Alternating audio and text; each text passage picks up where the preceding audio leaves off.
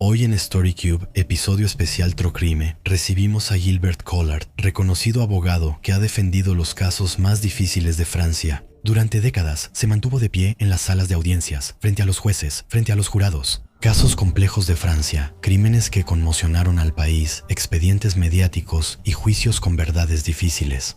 El caso Carpentras, profanación de cementerios judíos, investigación presionada políticamente y una verdad inesperada. Templo Solar, 53 muertos, final colectivo, masacre entre llamas, cuerpos, secta, gurú, preguntas sin respuesta. Caso de Mordieu, joven agredida en Calanques de Marsella. Un error judicial destruye vidas y la lucha por la verdad dura años. Esta noche, Gilbert Collard repasa sus casos más memorables y juicios inolvidables. Defender a quienes todos condenan muestra que en el tribunal la verdad no es la que creemos. Pónganse cómodos, apaguen las luces y prepárense para sumergirse en los entresijos de la justicia. Ahí es donde se juegan los destinos y donde la defensa es el último muro entre un hombre y el abismo. Bienvenidos a StoryCube. Hola a todos, hoy en StoryCube nos visita Gilbert Collard, uno de los abogados más tranquilos del colegio. Bienvenido. Ha vivido historias increíbles y hoy lo invité a StoryCube para que comparta los casos más importantes que ha manejado. Recientemente escribió un libro, de hecho lo tengo en mis manos, una especie de memorias. ¿Es así? Tal vez rápidamente, antes de que empecemos el programa, ¿le gustaría hablarnos un poco de este libro? ¿De qué trata? No sé si alguna vez en su vida ha ido a un internado religioso. No, seguramente no. No tiene pinta de alguien que haya ido a un internado religioso. No, por ejemplo, así es. Bueno, es un poco como si yo hubiera ido a un internado religioso junto con los hombres y mujeres que quieran abrir las puertas de ese internado para escuchar mi confesión sobre los horrores que he podido ver y encontrar a lo largo de mi vida. Porque en algún momento uno está obligado. Si uno tiene la suerte de poder escribir, si uno tiene la suerte de poder hablar, de decir lo que es la profundidad, la complejidad, lo inimaginable de lo criminal, quería que unos oídos escucharan, que unos ojos vieran los horrores que yo he escuchado y que yo he visto. Hay un caso que, ese sí, es enorme, del que también hablas en el libro, el oro de la tumba solar. Quizá para quienes no lo saben necesariamente, ¿qué es al final esta historia del oro de la tumba solar? Narra la historia de la secta llamada Templo Solar, que fue creada por un hombre que se llama Dimambro y que es asistido por otro hombre que se llama Juret. Ambos lograrán reclutar en su delirio místico y templario a hombres y mujeres que llegarán hasta este punto. Para hacer el viaje al planeta Sirio, Templo Solar, 5 de octubre de 1994, antes del amanecer. Chery, Suiza, granja en llamas, 23 cadáveres con capas ceremoniales. Viento desagradable en Valais, un chalet incendiado, 25 muertos en Quebec, 5 en Morin Heights y 53 víctimas en una noche. La Orden del Templo Solar, secta esotérica fundada por Luc Juret y Joseph Dimambro. Anarquistas, iluminados y víctimas. Cuerpos baleados con manos atadas y otros en forma de estrella, como en un ritual. Había somníferos, opioides, dulces y peluches cerca de los niños. Los gurús prometían ir a Sirio, un mundo mejor tras el apocalipsis. Hubo 74 víctimas entre 1994 y 1997. Seguidores consentidos o ejecuciones disfrazadas. En este juego místico, la verdad jamás se sabrá. es un caso muy misterioso que nos hace entrar con escalofríos de terror en la nebulosa sectaria del Templo Solar. Se asiste a misas negras, se asiste a rituales orgiásticos, se asiste a exorcismos, se presencia la procreación mística de un niño. Todo esto en un contexto de tráfico de armas y dinero. Y vemos llegar a esta secta a abogados, arquitectos, médicos, personas que en principio Ni siquiera son necesariamente solo personas. no son personas con discapacidad mental. Alguien puede ser arquitecto o abogado y ser tonto, pero aquí no es el caso. Estas personas se dejan regimentar y siguen las reglas y el ritmo de la secta. Hay misas. Cuento esta escena inimaginable donde Luc Juret, que es médico, homeópata, ex paracaidista, uno de los dos fundadores de la secta de la que hablo. Pido disculpas a las almas sensibles, pero esta es de las escenas menos violentas que cuento. Él celebra misas, está desnudo bajo la sotana y reparte lo que llama la comunión espermática, es decir, deja que un hombre o una mujer le practiquen sexo oral. No es sectario para dirigir una secta. Eyacula en la boca, ya sea del hombre o de la mujer, quien debe recibir la comunión. El semen estaba en la boca de todos los miembros de la secta presentes. Esa es solo una de las muchas escenas reales reportadas y confirmadas en el juicio. No es una invención mía, realmente es una escena que está en el expediente, se demostró, es una escena entre muchas otras. Por ejemplo, cuando hay una boda, Luc Jouret, quien dice ser el descendiente del gran maestro de los templarios, así que es la reencarnación del gran maestro de los templarios. Antes de celebrar la boda, se acuesta con la novia para purificarla. Pero hay abogados, médicos, arquitectos, mujeres, hombres conocidos, incluso contadores, que aceptan eso, que lo creen. ¿Y cómo le hacen para lograr que entonces? Disculpa, pero si tengo que entrar en eso necesito 3 días. Debes leer el libro, pues explica el mecanismo del control psicológico. Quizá un tío que no te dirá nada, pero ¿qué era lo que hacía tan poderoso a Rasputín al grado de que la zarina estaba completamente sometida? Es el poder magnético de alguien, es esa especie de energía de convicción que los demás no tienen y que hace que los sigamos, que los escuchemos. ¿Cuál es la psicología de hombres y mujeres? Ellas entran en la secta y practican todos sus rituales. Por ejemplo, un miembro de la secta del Templo Solar no usaría este sillón sin antes limpiarlo con alcohol. Todos los alimentos se limpiaban con alcohol. También existió el niño celestial, concebido supuestamente con ayuda de una espada. Después se supo que la espada tenía una batería eléctrica y el niño era de una relación normal. El niño celestial usaba un casco para proteger su cabeza y esos excrementos servían como abono. Eso le daba una dimensión sobrenatural a la comida. Recogía los excrementos. Sí, pero todo eso va a terminar. De todos modos, no olvidemos, en crímenes horribles, en asesinatos horribles. Vamos a encontrar en Suiza, vamos a encontrar en Francia, vamos a encontrar en Canadá cadáveres colocados en forma de estrella. Especialmente en Canadá habrá el asesinato de un niño, de su padre y de su madre, tendrá una estaca clavada en el corazón. Así que hay todo un ritual satánico alrededor. Bueno, entender, ¿no? Porque es tan complicado que si tuviéramos que hablar del Templo Solar, necesitaría 3 horas de programa. ¿Por qué está en varios países? ¿Por qué tenían ramificaciones en todas partes? Viajaban. Luc Jouret iba a Canadá, Dimambro a Bélgica, Suiza y Francia. Reclutaban miembros en conferencias. Había conferencias de carácter esotérico, a veces también orientadas hacia la medicina, las medicinas alternativas. Y luego, muy rápido, las conferencias derivaban hacia las comunicaciones con el más allá. Ok. Dimambro informaba a los miembros de la secta con bastante regularidad sobre las comunicaciones que tenía con el gran sacerdote Jacques de Molay, de la Orden del Templo, que fue quemado vivo por orden de Felipe el Hermoso. Tenía la suerte de comunicarme con él y transmitir las órdenes que el gran maestro de Molay daba a la secta. Además, la mayoría de sus miembros eran muy ricos y la secta también. Dimambro y Jouret eran ricos, vivían en palacios, con autos y viajes lujosos. También había un tema de dinero. Pero todo eso termina en un cataclismo de asesinatos, incluso de intriga, porque algunas víctimas tendrán 2 balas en la cabeza, así que una de más. Demasiado. Eso indica que recibió una bala y comenzamos. Si te disparan en la cabeza, no veo cómo recibirías otra. Entonces, ¿eso significa que alguien más le disparó? Sí, así es, la investigación nunca lo aclaró. ¿Y usted intervino un poco en este caso o no necesariamente?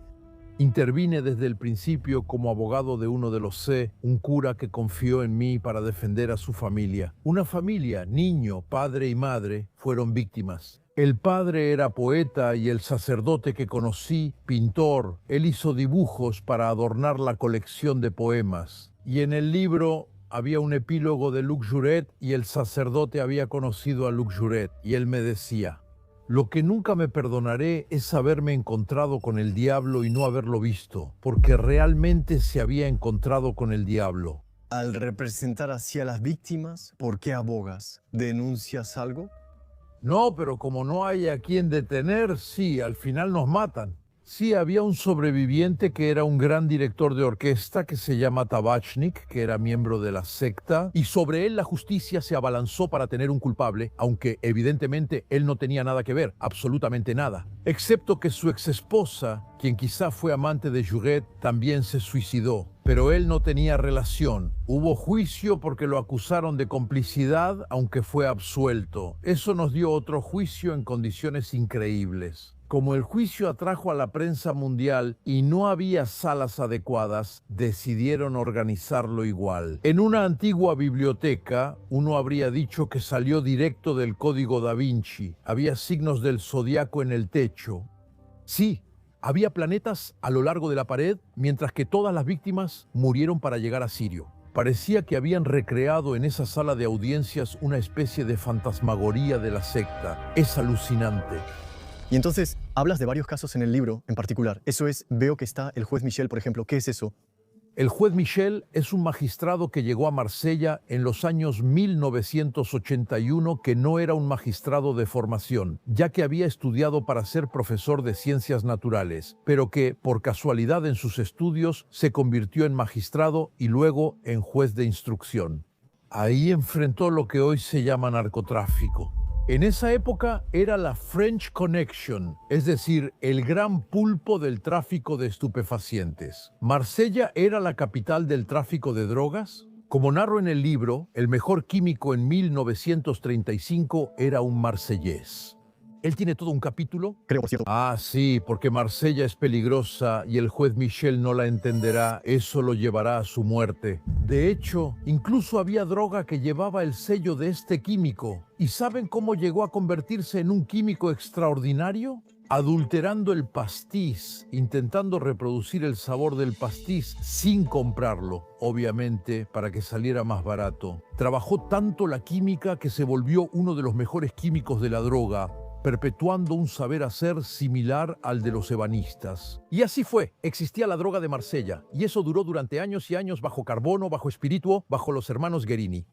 El juez Michel, al llegar a Marsella, tenía como misión erradicar el tráfico de estupefacientes. Fue la gran lucha entre ese juez y el narcotráfico. Pero no puedo contarlo, deben leer el libro, es muy largo. Además, eso nos lleva a otra cuestión, ¿cómo explicarlo? ¿Saben? Hay que, página tras página, recorrer, volver a contar los callejones de Marsella de noche, entrar a los clubes nocturnos, empujar las puertas de los restaurantes clandestinos, volver a contar las salas de juego, acompañar a los policías cuando van a hacer reconocimientos. Hay que seguir a Zampa, hay que seguir a quien apodaron el profeta, de quien fui abogado. Hubo una película sobre Jackie Imbert, a quien le dispararon unas 15 o 20 balas de revólver.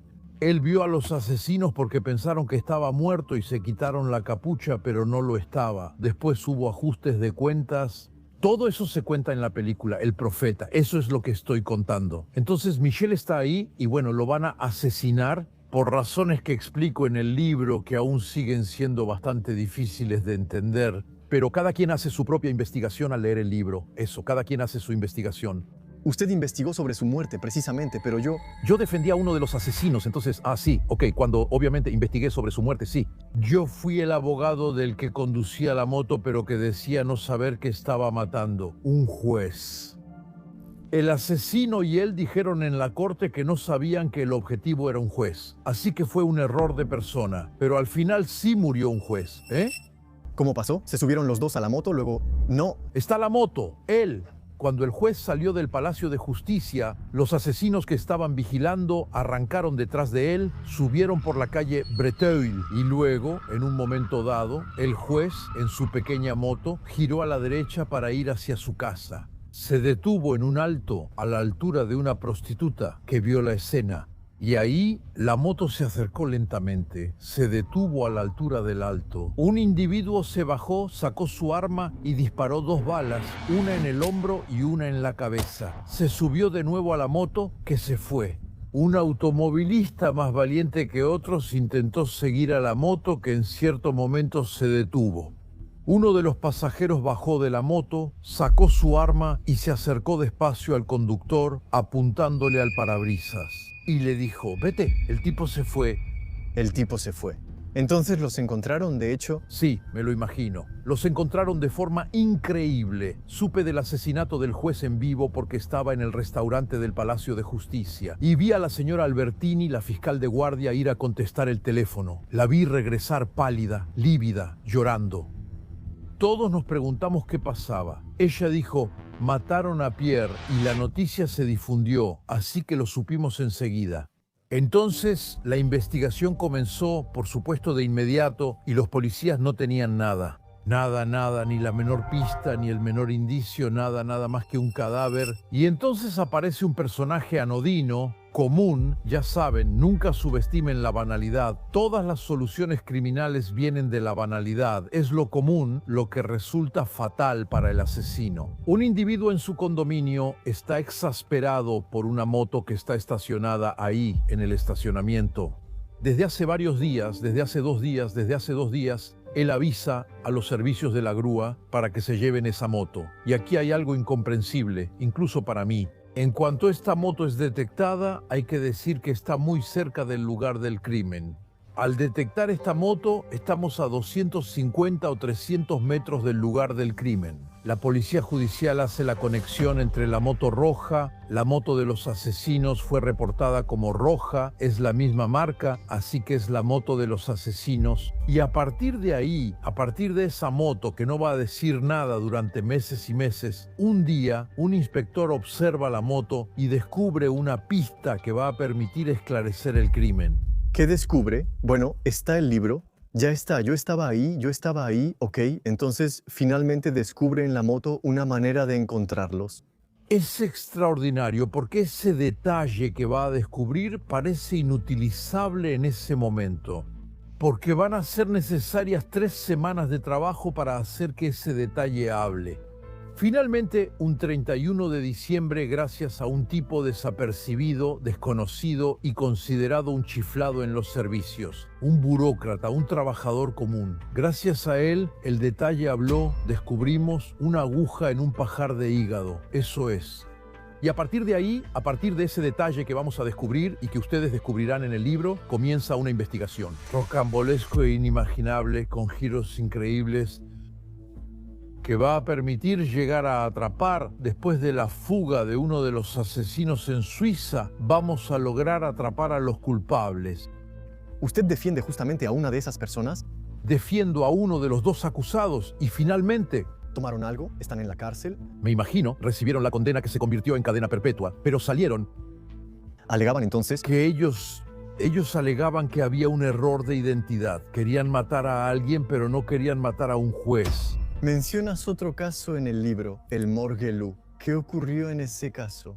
Ese caso sería banal. Banal en el horror, claro. Si no fuera porque es el caso emblemático que le permitió a Gisèle Halimi, cuyo nombre quizá no les diga nada, pero que estuvo a la vanguardia de la lucha por la defensa de las mujeres, por el feminismo, fue ella quien permitió que se aprobara la ley Veil para que el aborto dejara de ser un crimen. Recuerdo de todos modos que bajo el gobierno de Pétain se guillotinó a una mujer que practicaba abortos. Sí, y ella hizo que la ley evolucionara. Vi en el tribunal correccional a una mujer, la vi como los veo a ustedes, salvo que era una mujer y no ustedes, obviamente, y que ustedes no cometieron adulterio. Ella estuvo en el tribunal correccional porque su esposo la acusó de infidelidad. Esto fue en 1974, cuando aún se procesaba a mujeres por adulterio. El hombre que sorprendía a su esposa con un amante en casa y mataba a ambos era excusado. Al contrario, eso no era cierto. Este caso, si quieren, hace explotar la cuestión del feminismo. Yo terminé defendiéndola. Uno de los que no fue condenado por robo, de hecho, fue condenado por intento de... Porque la suerte le ayudó, no pudo tener una erección, entonces por falta de medios no pudo violar. Una falla lo salvó, eso es. El caso es interesante porque su generación debería conocerlo. Como el caso se juzga en tribunales penales, los violadores serán condenados. Es el comienzo, si quiere, de la toma de conciencia de lo grave que es el atentado contra el cuerpo de la mujer. Me preguntaba, ¿ha habido algún caso que usted haya defendido que lo haya, no sé, traumatizado o impactado o que lo haya puesto triste? Es de noche, mi pobre amigo. Ok. Es de noche, los muertos y los crímenes regresan, la noche recibe a los fantasmas. ¿Eso pasó de inmediato o fue con el tiempo, con los casos? Cada caso deja su sedimento de horror. No puedes salir ileso de un caso como el del Templo Solar. Hablando de casos traumáticos, también mencionas Carpentras. ¿Qué sucede ahí? Es la famosa profanación del cementerio de Carpentras, un misterio. En un primer momento se acusó al Rassemblement National, el Frente Nacional de aquella época, y luego nos dimos cuenta de que al final el Frente Nacional no tenía nada que ver, pero de nuevo es algo rocambolesco. ¿De qué se trataba el asunto? Una tumba fue profanada, bueno, varias tumbas fueron profanadas, y más particularmente la tumba de un pobre hombre que se llamaba Germond. Las profanaciones fueron en el cementerio judío de Carpentras. Entonces se consideró con razón que fue un acto antisemita y, por razones políticas que explico, que describo, el ministro del Interior de esa época señaló, porque eso beneficiaba a Mitterrand, quien estaba bajando en las encuestas. Entonces, aquí entramos en una versión política de la criminalidad. Eso beneficiaba a Mitterrand. De poder atacar al Rassemblement National, que no tenía nada que ver. Eso fue lo que salió al final de la investigación. ¿A usted qué es lo que más le ha marcado de todas esas cosas horribles que ha vivido? Sabe, no se trata de hacer un concurso de horrores, pero cada caso tiene su propio horror, como su propio olor. Cuando cuento el asesinato del viejo Pierre Michel, cuando cuento la profanación del cementerio de Carpentras, cuando cuento la violación de Morjou, cuando cuento el increíble caso Tangor, ese ladrón absuelto tras una campaña mediática, reincidió varias veces tras ser liberado. Entonces, ¿qué es el caso Tangor? Es otro caso increíble. Ese es un tipo que fue condenado por violación. Yo defiendo a una de las jóvenes que fue violada. Estoy seguro de que él es el violador. Fue condenado a 15 años de prisión por razones desconocidas. La opinión pública y la élite intelectual parisina, impulsadas por una investigadora del CNRS, creen que él es inocente. En ese momento Badinter lo apoya. Gisèle Halimi, Simone Signoret, Yves Montand y Marguerite Duras, escritora que ni conocía el expediente, lo apoyan. Mi clienta es vista como manipuladora. En ese momento, solo ella lo es. No, había varias mujeres que habían sido vivas. Ella, de todos modos, era la primera, así que era la principal acusadora. Yo paso por un desgraciado, paso por el tipo que hizo condenar a un inocente. El presidente del Tribunal Penal me dijo, «Usted fue quien lo hizo condenar». Le respondí, «No se arrepienta, él es culpable, no tema». Él me dice, «Sí, pero ¿sabe? ¿Se da cuenta? La prensa...» «Espere, usted es quien preside el Tribunal de lo Penal, no yo». ¿Hay problemas en ese momento, de todas formas? Sí, hay problemas. Aplastante, pero igual, Mitterrand lo indulta y 6 meses después viola a 2 estadounidenses. Las condiciones para que se detenga ahí parecen magia. Si lo pones en un guión, no lo crees, porque lo que permitirá a los policías atraparlo en la segunda investigación son 2 hechos anodinos. Es algo que uno no percibe. Puedo contarles el primero, no el segundo. Adelante. En esa época, para pedir el indulto, hay una joven llamada señora Tichanet. Creo que escribe un libro titulado No culpable, aunque no estoy seguro del nombre. Tangor, el violador, cuando fue liberado, había puesto en la cajuela de su vehículo pilas de libros para distribuir, las 2 estadounidenses que fueron violadas. En un momento dado, cuando abrió la cajuela del vehículo, vieron la portada del libro. Es la única pista que tienen los policías, la portada de un libro llamado No culpable. Recorrerán todas las librerías de la región durante semanas y meses, sin encontrar nada.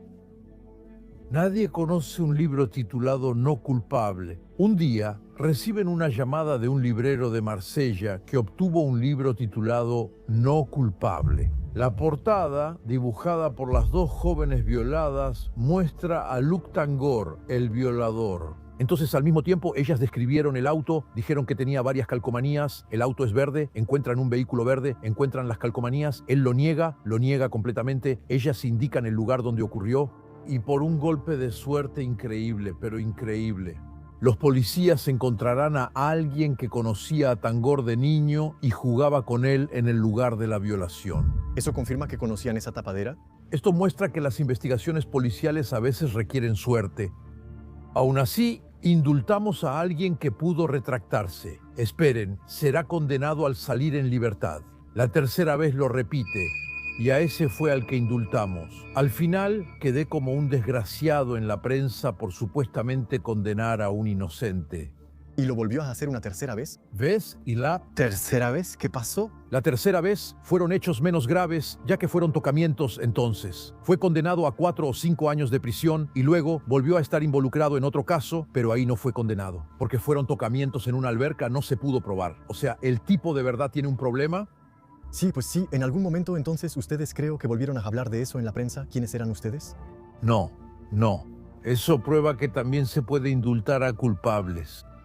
¿Hay un caso que haya tomado alguna vez donde estaba seguro de poder defenderlo y al final no lo logró? ¿O al revés? Tal vez usted dijo, esto está perdido desde el principio y al final logró convencer al jurado, no sé. Por ejemplo, sí, me ha pasado pensar que ese no se iba a salvar y logré sacarlo del problema, a él. ¿Así? Sí. Incluso me sorprendió mucho, ¿sabes? Sí, porque yo pensaba que era un error judicial, que él debió haber sido condenado. ¿Qué es eso? ¿Realmente encuentran pruebas? Aún así se nota, bueno, ok, cuando durante 1 año, 2 años, 3 años convives regularmente con un criminal, al final terminas percibiendo cosas que los demás no perciben. Sí, es como reacciones. Me acuerdo de un tipo que estaba acusado de haber apuñalado a su amante 4 o 5 veces. Y logré que lo liberaran antes de que fuera juzgado por el tribunal penal. Y un día vamos a almorzar y era indispensable para su defensa que reconociera su homosexualidad. Él no quería porque su familia era muy homofóbica y no quería admitir ante su madre y hermana que era homosexual.